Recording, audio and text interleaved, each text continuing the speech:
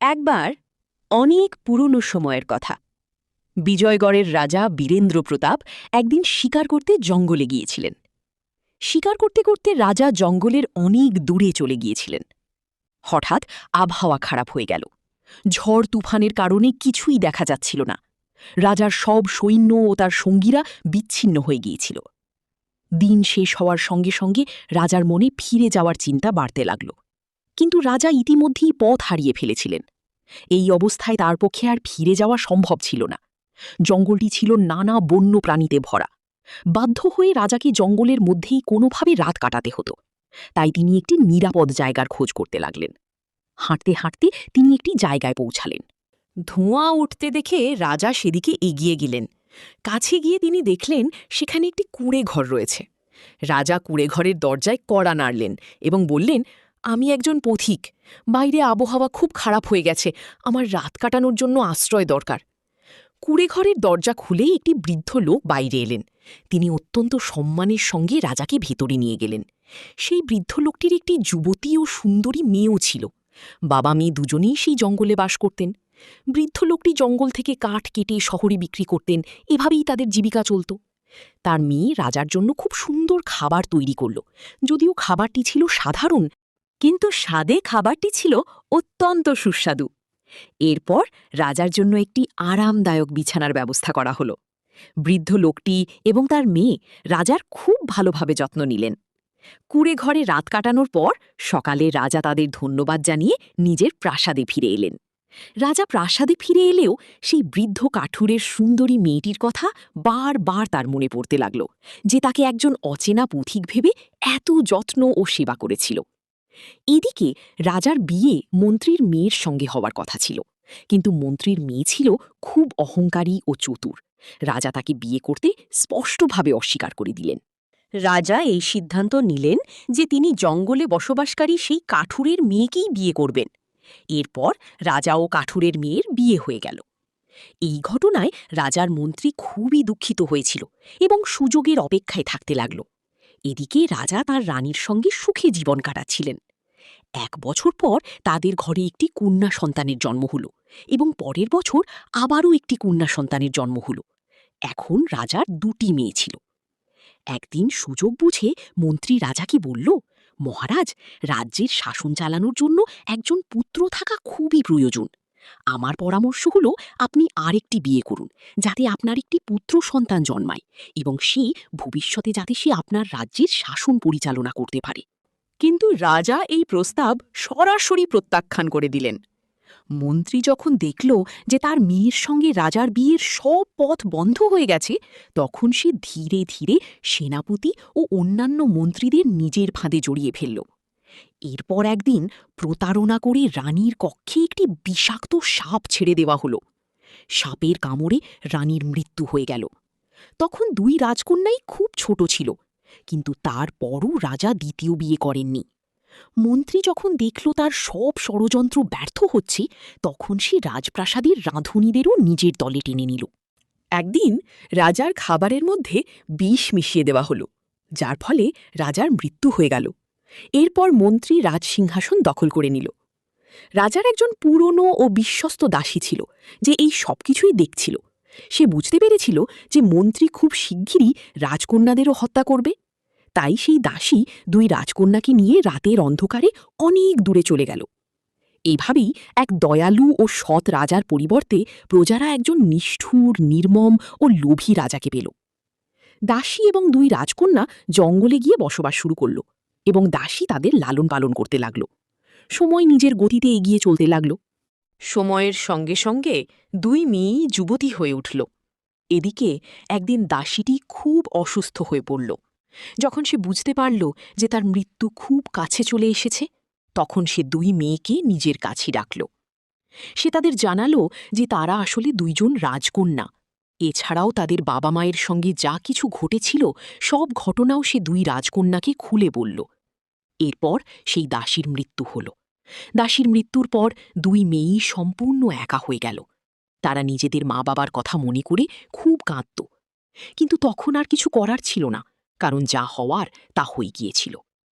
দিন কেটে যেতে লাগল।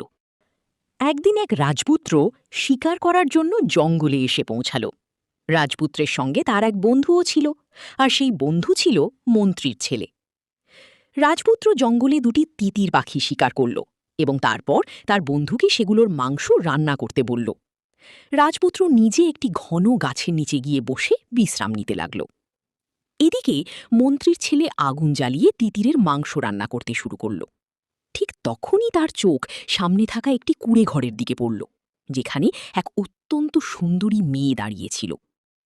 মেয়েটি মন্ত্রীর ছেলের দিকে অবাক হয়ে তাকিয়েছিল, আর মন্ত্রীর ছেলে যখন সেই মেয়েটিকে দেখল তখন সেও খুব অবাক হয়ে গেল। সে ভাবতে লাগল, এই নির্জন জঙ্গলে এত সুন্দর একটি মেয়ে কোথা থেকে এলো। মন্ত্রীর ছেলে সেই মেয়েটির কাছে গিয়ে নিজের সম্পর্কে সব কথা জানালো। এদিকে হঠাৎ তার নাকে পোড়া খাবারের গন্ধ এলো। সে দ্রুত দৌড়ে ফিরে গেল। সেখানে গিয়ে দেখল যে খাবারটি সে রান্না করার চেষ্টা করছিল তা পুরোপুরি পুড়ে গেছে। এতে সে খুব চিন্তিত হয়ে পড়ল। তখন মেয়েটি বলল, সরে দাঁড়ান, আমি আপনার জন্য খাবার তৈরি করে দিচ্ছি। এরপর মেয়েটি খুব সুন্দরভাবে খাবার রান্না করে মন্ত্রীর ছেলেকে দিল। এদিকে রাজপুত্র অনেকক্ষণ ধরে অপেক্ষা করছিল এবং ভাবছিল, আমার বন্ধু এত দেরি করছে কেন? আগে তো সে কখনো এত দেরি করত না। রাজপুত্র মনে মনে ভাবছিল। মন্ত্রীর ছেলে যখন রান্না করা খাবার নিয়ে সেখানে পৌঁছালো, তখন রাজপুত্র সে খাবার খেয়ে অবাক হয়ে গেল। সে মন্ত্রীর ছেলেকে জিজ্ঞেস করল, আজ তুমি এত সুস্বাদু খাবার কিভাবে রান্না করলে? এর আগে তো তোমার রান্নায় এমন স্বাদ কখনো ছিল না। তখন মন্ত্রীর ছেলে তাকে বলল, এখান থেকে একটু দূরে একটি কুঁড়ে ঘর আছে, সেখানে এক সুন্দরী মেয়ে থাকে। সেই মেয়েটিই এই খাবার রান্না করেছে, কারণ আমি তো শুধু তার দিকে তাকিয়েই ছিলাম। অন্যদিকে ছোট রাজকুমারী নদীতে কাপড় ধুতে গিয়েছিল। সে ফিরে আসার পর বড় রাজকুমারী তাকে মন্ত্রীর ছেলের সব কথা খুলে বলল, কিভাবে সে শুধু তার দিকে তাকিয়েই ছিল। তখন ছোট বোন বড় বোনকে বলল, দেখো, সেই রাজপুত্র নিশ্চয়ই এখন তোমাকে দেখতে আসবে। তুমি এত সুন্দর যে সে তোমাকে পছন্দ করবেই। তুমি তার সঙ্গে চলে যেও এবং তাকে বিয়ে করে নিও, তবে আমার সম্পর্কে তাকে কিছু বলবে না। বড় রাজকুমারী সব কথা শুনে বলল, না, আমি তোমাকে ছেড়ে কোথাও যাব না। তখন ছোট রাজকুমারী তাকে বোঝাতে লাগল, দেখো দিদি, আমিও তোমার পেছনেই চলে আসব, কিন্তু এখন আমাদের এই সম্পর্ক সবার সামনে প্রকাশ হওয়া উচিত নয়। কথা বলে ছোট বোন বাইরে গেল। কিছুক্ষণ পর সে ফিরে এলো এবং তার সঙ্গে অনেক ছোট ছোট সাদা ফুল ছিল। সে ফুলগুলো বড় বোনের হাতে দিয়ে বলল, যখন রাজপুত্র তোমাকে নিয়ে যাবে তখন তুমি পথ জুড়ে এই ফুলগুলো ছড়িয়ে দিতে থাকবে। আমি সেই ফুলগুলোর পথ অনুসরণ করে তোমার কাছে পৌঁছে যাব। সব কথা বুঝিয়ে দেওয়ার পর ছোট বোন কুঁড়ে ঘর থেকে বের হয়ে একটি গাছের আড়ালে লুকিয়ে পড়ল। ঠিক তখনই রাজপুত্র মন্ত্রীর ছেলেকে সঙ্গে নিয়ে সেখানে এসে পৌঁছাল। রাজপুত্রের চোখ বড় রাজকুমারীর ওপর পড়তেই রাজপুত্র তাকে দেখে তার প্রেমে পাগল হয়ে গেল। রাজপুত্র জিজ্ঞেস করল, আপনি এই জঙ্গলে একা কেন থাকেন? রাজকুমারী তখন তার ছোট বোনের বলে দেওয়া কথাগুলো মনে করে উত্তর দিতে লাগল, আমি এখানে আমার বাবা মায়ের সঙ্গে থাকতাম। আমার মা মারা গেছেন, আর আমার বাবা ছিলেন একজন কাঠুরে। তিনি জঙ্গল থেকে কাঠ কেটে বিক্রি করতেন, আর সেভাবেই আমাদের সংসার চলত। কয়েকদিন আগে আমার বাবাও মারা গেছেন, তিনি এখন আর এই পৃথিবীতে নেই। তাই এই পৃথিবীতে এখন আমার আর কেউ নেই, আমি একাই এই জঙ্গলে থাকি। রাজপুত্র যখন এইসব শুনল, তখন সে সঙ্গে সঙ্গে রাজকুমারীর সামনে বিয়ের প্রস্তাব রাখল এবং তাকে নিজের সঙ্গে চলার জন্য অনুরোধ করতে লাগল। রাজকুমারীও তার সঙ্গে যেতে রাজি হয়ে গেল। যাওয়ার সময় রাজকুমারী একটি পুঁটলি সঙ্গে নিল, যার মধ্যে সাদা ফুল ছিল। রাজপুত্র তাকে নিজের ঘোড়ায় উঠিয়ে নিল এবং দুজনে যাত্রা শুরু করল। পথে বড় বোন একে একে সেই সাদা ফুলগুলো ফেলতে লাগল। অন্যদিকে ছোট রাজকুমারী গাছের আড়াল থেকে বেরিয়ে এসে সেই সাদা ফুলগুলোর পথ অনুসরণ করতে শুরু করল। রাজপুত্র বড় বোনকে নিয়ে সরাসরি প্রাসাদে পৌঁছাল এবং তাকে নিজের বাবা মায়ের কাছে নিয়ে গেল। সে তার বাবা মাকে সব ঘটনা খুলে বলল এবং সে আরও বলল যে সে এই মেয়েটিকে ভালোবাসে এবং তাকেই দ্বিতীয় বিয়ে করতে চায়। আসলে রাজপুত্রের আগে থেকেই একটি স্ত্রী ছিল, কিন্তু সে ছিল খুব অহংকারী ও খুঁতখুঁতে স্বভাবের। তার মাও রাজপ্রাসাদেই থাকত। এতদিনেও সে রাজপুত্রকে কোনো সন্তান দিতে পারেনি। সম্ভবত এই কারণেই রাজপুত্র দ্বিতীয় বিয়ে করার সিদ্ধান্ত নিয়েছিল। যখন রাজপুত্রের বাবা মা জানতে পারলেন যে সে দ্বিতীয় বিয়ে করতে চলেছে, তখন তারা খুব রেগে গেলেন। কিন্তু তারা দুজনেই জানতেন যে রাজপুত্র একবার যা করার সিদ্ধান্ত নেয় তা করেই ছাড়ে। তাই তারা ওপর ওপর খুশি হওয়ার ভান করলেন এবং বলতে লাগলেন, এটা তো খুবই আনন্দের বিষয়। রাজপুত্রের আবার বিয়ে হবে, এটা তো খুবই আনন্দের বিষয়। আমরা দুজন সতীন হয়ে নয়, বরং বোনের মতো একসঙ্গে থাকব। যখন রাজপুত্রের প্রথম স্ত্রী বিয়েতে কোনো আপত্তি করল না, তখন অন্য সবাইও রাজি হয়ে গেল। অন্যদিকে ছোট বোন ফুলের পথ অনুসরণ করতে করতে শহরে পৌঁছে গেল। পুরো শহর জুড়ে উৎসবের পরিবেশ ছিল। ছোট বোন এক বৃদ্ধাকে জিজ্ঞেস করল, মা, কি হয়েছে? চারদিকে এত আনন্দ, আর পুরো রাজ্য এত সুন্দরভাবে সাজানো কেন? বৃদ্ধা উত্তর দিলেন, আমাদের রাজপুত্র জঙ্গলে এক খুব সুন্দর মেয়েকে পেয়েছে, আর রাজপুত্র তাকে বিয়ে করতে চলেছে, তাই পুরো শহরে উৎসব পালন করা হচ্ছিল। এরপর ছোট বোন সেই বৃদ্ধাকে বলল, মা, আমি কি এখানে কোনো কাজ পেতে পারি? আমি গ্রাম থেকে এসেছি, আমার মা বাবা কেউ নেই, থাকারও কোনো জায়গা নেই। বৃদ্ধা বললেন, কাজ তো পেতে পারো, কারণ আজকাল রাজপ্রাসাদে অনেক কাজ রয়েছে, আমিও সেখানে যাচ্ছি। সেই বৃদ্ধার একটি মেয়ে ছিল, যে কিছুদিন আগে অসুস্থতার কারণে মারা গিয়েছিল। বৃদ্ধা ছোট রাজকুমারীকে বললেন, তোমাকে দেখে আমার নিজের মেয়ের কথা মনে পড়ছে, তুমি চাইলে আমার মেয়ে হয়ে আমার বাড়িতে থাকতে পারো। আসলে সেই বৃদ্ধা তার যৌবনকালে রাজপ্রাসাদে দাসীর কাজ করতেন, কিন্তু বার্ধক্যের কারণে তিনি এখন সেই কাজ ছেড়ে দিয়েছিলেন। রাজকুমারী বলল, ঠিক আছে মা, আমি তোমার বাড়িতে থাকব, কিন্তু আমি কাজও করতে চাই। তুমি কি আমাকে প্রাসাদে কোনো কাজ পাইয়ে দিতে পারবে? বৃদ্ধা ছোট রাজকুমারীকে নিয়ে প্রাসাদের দিকে রওনা দিলেন, যেখানে চারদিকে আনন্দের পরিবেশ ছিল। বৃদ্ধা যখন তাকে নিয়ে প্রাসাদে পৌঁছালেন, তখন সামনে থেকে রাজপুত্রের প্রথম স্ত্রীকে আসতে দেখা গেল। সে সেই বৃদ্ধাকে ভালোভাবেই চিনত। বৃদ্ধা তাকে প্রণাম করে বললেন, এই আমার ভাগ্নি, আজই সে গ্রাম থেকে এসেছে। এই অসহায় মেয়েটির মা বাবা মারা গেছেন। আমার অনুরোধ, আপনি একে প্রাসাদে দাসী হিসেবে রেখে দিন। কিছুদিন পরে বড় বোন গর্ভবতী হয়ে পড়ল। এই খবর রাজপুত্রের প্রথম স্ত্রীর জন্য খুবই খারাপ ছিল, কারণ এতদিনেও সে রাজপুত্রকে কোনো সন্তান দিতে পারেনি। অন্যদিকে রাজা, রানী এবং রাজপুত্র খুবই আনন্দিত ছিলেন। এখন বড় বোনের আরও বেশি যত্ন নেওয়া হতে লাগল। এদিকে ছোট বোন রাজপুত্রের প্রথম স্ত্রীর সঙ্গে থেকে ভাবতে লাগল, এখন কি করা যায়। ছোট বোনও খুব চিন্তায় থাকতে শুরু করল। একদিন সুযোগ বুঝে সে বড় বোনকে বলল, আমাদের এই প্রাসাদ ছেড়ে অনেক দূরে চলে যাওয়া উচিত। কিন্তু ছোট বোন এটাও বলতে পারছিল না যে রাজপুত্রের প্রথম স্ত্রী তাকে কতটা হিংসা করে। আর সে যদি কথাটা বলেও দিত, তাহলে কেউ তার কথা বিশ্বাস করত না, কারণ রাজপুত্রের প্রথম স্ত্রী সবার সামনে ছোট বোনের খুবই যত্ন নিত। বড় বোন, এই কথা শুনে বড় বোন বলল, বোন, এখানে সবাই আমাকে খুব ভালোবাসে। আমি তো তখনই তোমাকে বলেছিলাম যে তুমি আমার সঙ্গে প্রাসাদে চলে এসো, কিন্তু তুমি রাজি হওনি। তুমিই বলেছিলে যে আমাদের সম্পর্ক সবার কাছ থেকে গোপন রাখতে হবে। তুমি যদি চাও, আমি এখনই রাজপুত্রকে সব বলে দিতে পারি যে তুমি আমার ছোট বোন। কিন্তু বুদ্ধিমতী ছোট রাজকুমারী জানত, এই সত্য প্রকাশ করলে সবাই তাকে মিথ্যাবাদী ভাববে। লোকজন মনে করবে যে তারা ইচ্ছা করেই নিজেদের সম্পর্ক লুকিয়েছিল। এমনও হতে পারে যে তারা দুই বোনকেই ষড়যন্ত্রকারী বা গুপ্তচর বলে সন্দেহ করতে পারে। এই সব ভেবেই ছোট বোন বড় বোনকে বলল, না, এখন কাউকে কিছু বলো না। কিছুদিন পর যখন সন্তানের জন্ম দেওয়ার সময় এলো, তখন রাজপুত্রের প্রথম স্ত্রী ধাত্রী এবং ছোট বোনকে অনেক টাকা দিয়ে বলল, শিশুর জন্ম হওয়ার সঙ্গে সঙ্গে তাকে তুলে নিয়ে মেরে ফেলবে, আর তার জায়গায় একটি বিড়ালের বাচ্চা রেখে দেবে। ছোট বোন বলল, এই কাজটা তো আমার জন্য খুবই সহজ। এরপর যখন শিশুর জন্ম হলো, তখন ধাত্রী অচেতন বড় রানীর পাশ থেকে শিশুটিকে তুলে ছোট বোনের হাতে দিল এবং বলল, এটাকে নিয়ে গিয়ে মেরে ফেলো, আর এর জায়গায় বিড়ালের বাচ্চা রেখে দাও। ছোট বোন দ্রুত শিশুটিকে কাপড়ে জড়িয়ে লুকিয়ে পিছনের রাস্তা দিয়ে নিজের বাড়িতে পৌঁছে গেল। সেই শিশুটিকে বৃদ্ধার হাতে দিয়ে বলল, মা, এই শিশুটি আমার বড় বোনের, কিন্তু এই কথা কাউকে বলবেন না। তাকে ছাগলের দুধ খাইয়ে লালন পালন করুন। আমি সন্ধ্যায় এসে তাকে দেখাশোনা করব। বৃদ্ধা তাকে কোনো প্রশ্ন করলেন না, কারণ ছোট বোন খুব তাড়াহুড়োর মধ্যে ছিল। ছোট বোন যখন প্রাসাদে ফিরে এলো তখন দেখল পুরো প্রাসাদে হইচই পড়ে গেছে। ধাত্রী সবাইকে বলছিল রাজপুত্রের দ্বিতীয় স্ত্রী মানুষের শিশুর বদলে একটি পশুর বাচ্চার জন্ম দিয়েছে। এই খবর শুনে সবাই খুব অবাক ও দুঃখিত হয়ে পড়ল। বড় বোন কাঁদতে কাঁদতে বলতে লাগল, এগুলো সব মিথ্যা। কিন্তু কেউ তার কথা বিশ্বাস করল না, এমনকি কেউ তার সঙ্গে কথাও বলছিল না।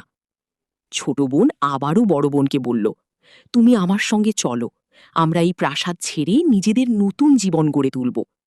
কিন্তু বড় বোন রাজি হল না। সে বলল, আমি রাজপুত্রকে খুব ভালোবাসি, তাই তাকে ছেড়ে আমি কোথাও যেতে পারব না। ছোট বোন কাঁদতে কাঁদতে নিজের বাড়িতে ফিরে এলো এবং বৃদ্ধাকে সব ঘটনা খুলে বলল। তখন বৃদ্ধা বললেন, মা, যা হওয়ার ছিল তা তো হয়ে গেছে, আমরা দুজনে মিলে এই শিশুটিকে মানুষ করব। বৃদ্ধা আরও বললেন, সময় আসলে যদি ঈশ্বর চান তাহলে সব কিছু ঠিক হয়ে যাবে। বন্ধুরা, সময় কেটে গেল। এরই মধ্যে রাজার শরীর খারাপ হয়ে গেল এবং তার মৃত্যু হল। এরপর রাজপুত্রের রাজ্যাভিষেক করা হল এবং তাকে রাজা বানানো হল। এখন রাজ্যের সমস্ত দায়িত্ব রাজা এবং তার দুই রানীর হাতে চলে এলো। কিছুদিন পর আবার বড় বোন গর্ভবতী হল। এবার বড় রানী ছোট বোনকে অনেক পুরস্কার দিয়ে বলল, এইবার শিশুর জন্ম হলে তার জায়গায় একটি কুকুরের বাচ্চা রেখে দেবে।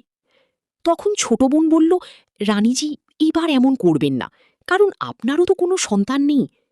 বড় রানী রেগে গিয়ে বলল, যদি তুমি এই কাজ করতে না চাও তাহলে করো না, আমি অন্য কাউকে দিয়ে এই কাজ করিয়ে নেব।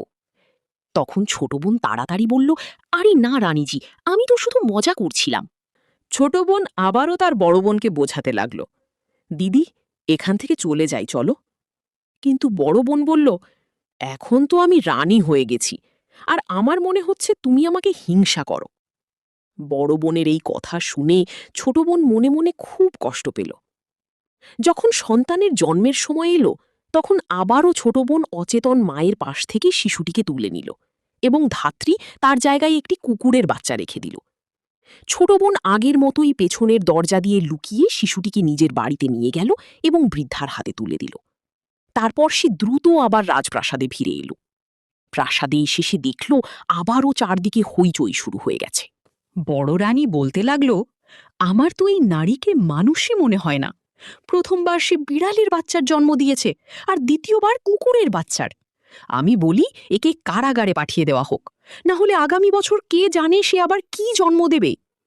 এই সব কথা শুনে রাজাও এখন খুব বিরক্ত ও চিন্তিত হয়ে পড়েছিলেন। তিনি তার বন্ধুকে ডাকলেন, যে রাজার সেই বন্ধু যে এখন নিজের বাবার জায়গায় মন্ত্রী হয়ে গিয়েছিল। তাকে ডেকে রাজা আদেশ দিলেন, ছোট রানীকে অবিলম্বে কারাগারে পাঠানো হোক। মন্ত্রী রাজাকে অনেক বোঝানোর চেষ্টা করল। সে বলল, জানি না কেন, কিন্তু আমার মনে হয় ছোট রানী নির্দোষ। কিন্তু রাজা তার একটি কথাও শুনলেন না। শেষ পর্যন্ত ছোট রানীকে কারাগারে পাঠিয়ে দেওয়া হলো। এখন বড় রানী খুব খুশি হয়ে গেল, কারণ সব কিছু তার মন মতোই ঘটছিল। দিন কেটে যেতে লাগল। মাঝে মাঝে রাজার ছোট রানীর কথা মনে পড়ত, কিন্তু বিড়াল ও কুকুরের বাচ্চার কথা মনে পড়তেই তার মনে আবার রানীর প্রতি ঘৃণা জন্মাত। অন্যদিকে ছোট বোন বড় রানীকে বলল, এখন আমার বিয়ে হতে চলেছে, তাই আমি প্রাসাদের কাজ ছেড়ে চলে যাচ্ছি। রানীর তো দাসীর কোনো অভাব ছিল না, তাই সে ছোট বোনকে চলে যেতে দিল। ছোট বোন তার বৃদ্ধা মা এবং দুই শিশুকে নিয়ে জঙ্গলের সেই পুরনো কুঁড়ে ঘরে ফিরে গেল। সেখানে তারা দুই শিশুকে লালন পালন করতে লাগল। 5 বছর পর একদিন রাজা তার মন্ত্রীকে নিয়ে শিকারের উদ্দেশ্যে জঙ্গলে এলেন। রাজা এবং মন্ত্রী যখন নদীর ধারে তাদের ঘোড়াগুলোকে জল খাওয়াতে নিয়ে গেলেন, তখন তারা দেখলেন সেখানে দুই অত্যন্ত সুন্দর শিশু খেলছে। তাদের হাতে কাঠের ঘোড়া ছিল। রাজা ও মন্ত্রীকে দেখেই দুই শিশু তাদের কাঠের ঘোড়াগুলোকে জল খাওয়ানোর অভিনয় করতে লাগল এবং সঙ্গে একটি গান গাইতে লাগল।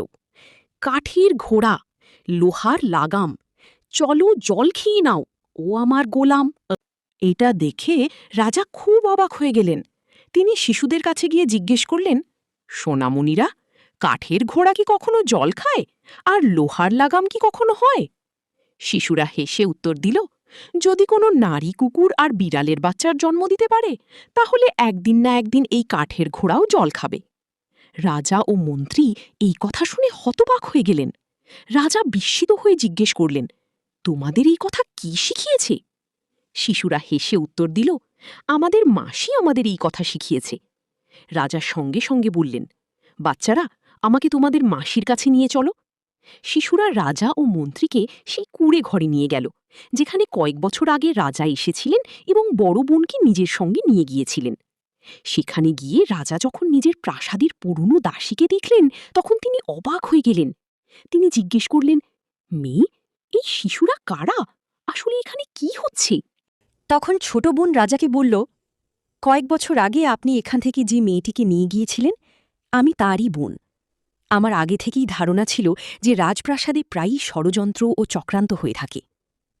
রাজা জিজ্ঞেস করলেন, তোমার আগে থেকেই এমন ধারণা তোমার আগে থেকেই কেন ছিল? সে উত্তর দিল, আমরা কোনো সাধারণ মানুষ নই। আমরা দুই বোন আসলে রাজকুমারী। আমাদের বাবাও আপনার মতো একজন রাজা ছিলেন। একবার তিনি শিকার করতে জঙ্গলে এসেছিলেন এবং পথ হারিয়ে ফেলেছিলেন। আশ্রয়ের খোঁজ করতে করতে তিনি আমার দাদুর বাড়িতে পৌঁছেছিলেন, যিনি একজন কাঠুরি ছিলেন। সেখানেই আমাদের মায়ের সঙ্গে তার দেখা হয়েছিল। তারা দুজন একে অপরকে পছন্দ করতে শুরু করেন এবং পরে বিয়ে করেন। কিন্তু প্রাসাদে শুধু আমাদের মায়ের বিরুদ্ধে নয়, আমাদের বাবার বিরুদ্ধেও ষড়যন্ত্র করা হয়েছিল এবং তিনিও তার শিকার হয়েছিলেন। এভাবেই ষড়যন্ত্র আমাদের মা বাবাকে হত্যা করেছিল। আমাদের প্রাসাদে একজন বিশ্বস্ত দাসী ছিল, যে কোনোভাবে আমাদের বাঁচিয়ে এখানে নিয়ে এসেছিল। এরপর থেকেই আমরা এই জঙ্গলে বসবাস করতে শুরু করি। এই কারণেই আমি আমার বোনকে বলেছিলাম আমাদের সম্পর্কের কথা কাউকে না বলতে। যদি প্রাসাদে সবকিছু ঠিকঠাক থাকত, তাহলে কিছুদিন পর আমি নিজেই সবাইকে সত্যি কথা জানিয়ে দিতাম। কিন্তু প্রাসাদে পৌঁছানোর পরই আমি বুঝতে পেরেছিলাম যে খুব শিগগিরই আমার বড় বোনের বিরুদ্ধে ষড়যন্ত্র করা হবে, কারণ আপনার প্রথম স্ত্রী দুর্ভাগ্যবশত আমাকেই এই সব কাজ করার জন্য বেছে নিয়েছিল। সে জানত না যে যাকে তার সঙ্গে মিলে যার বিরুদ্ধে ষড়যন্ত্র করছিল, তারা আসলে দুই বোন। এরপর ছোট বোন শুরু থেকে শেষ পর্যন্ত সব ঘটনা রাজাকে খুলে বলল। সে জানালো কিভাবে বড় বোনের সন্তানদের কুকুর ও বিড়ালের বাচ্চার সঙ্গে বদলে দেওয়া হয়েছিল। সে এটাও জানালো যে এই দুই শিশু আর কেউ নয়, তারা আপনারই দুই পুত্র সন্তান।